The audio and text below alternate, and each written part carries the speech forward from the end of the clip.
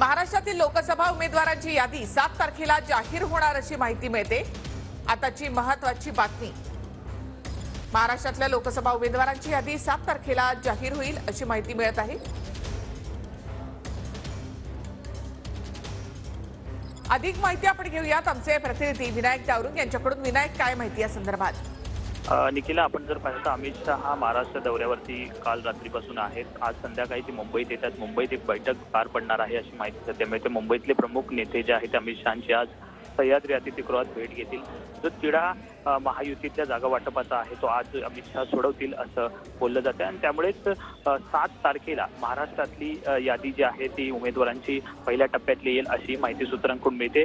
6 तारखेला दिल्लीमध्ये बैठक जी आहे ती केंद्रीय निवडणूक समितीची होणार आहे आणि त्या बैठकीत शिक्कामोर्तब जो आहे तो महाराष्ट्रातल्या उमेदवारांवरती सुद्धा होणार आहे। त्यामुळे ही सगळी लोकसभेच्या अनुषंगानं खलबत्तं जी आहे ती वेगानं सुरू झाली आपल्याला पाहायला मिळतात।